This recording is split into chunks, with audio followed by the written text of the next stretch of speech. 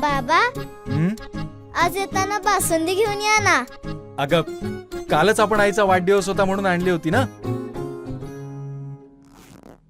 ऐकलं, गोकुळची बासुंदी पुन्हा खावीशी वाटतेय. खरं सांगू, मलाही खावीशी वाटतेय. पुन्हा पुन्हा खावीशी वाटणारी गोकुळ बासुंदी. मंत्रिपदाची शपथ घेतल्यानंतर आमदार नितेश राणे यांनी हिवाळी अधिवेशनाला हजेरी लावली. यावेळी पत्रकारांशी बोलताना त्यांनी सगळ्या मुद्द्यांवर भाष्य केलं. यानंतर कोकणसाठी काय व्हिजन असेल हे सांगताना नितेश राणे काय म्हणाले पाहूया. आमदार म्हणून तुम्ही अनेक अधिवेशन या आधी अटेंड केलेली आहेत, मंत्री म्हणून प्रथमच येत आहे. हिंदुत्व आणि कोकण यासाठी नेमका काय अजेंडा असेल तुमचा?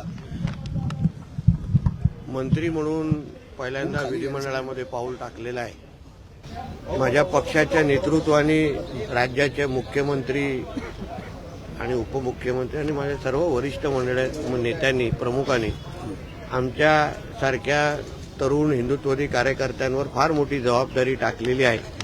महाराष्ट्र, कोकण, हिंदू समाज या सगळ्यांना पुढे घेऊन जाण्यासाठी, ताकद देण्यासाठी, संरक्षण करण्यासाठी मी जास्तीत जास्त माझ्या पदाच्या माध्यमातून प्रयत्न करीन.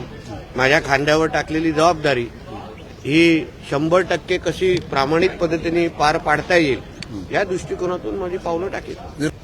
माझ्या पक्षाच्या नेतृत्वाने राज्याचे मुख्यमंत्री आणि उपमुख्यमंत्री आणि माझ्या सर्व वरिष्ठ नेत्यांनी प्रमुखांनी आमच्यासारख्या तरुण हिंदुत्ववादी कार्यकर्त्यांवर फार मोठी जबाबदारी टाकलेली आहे.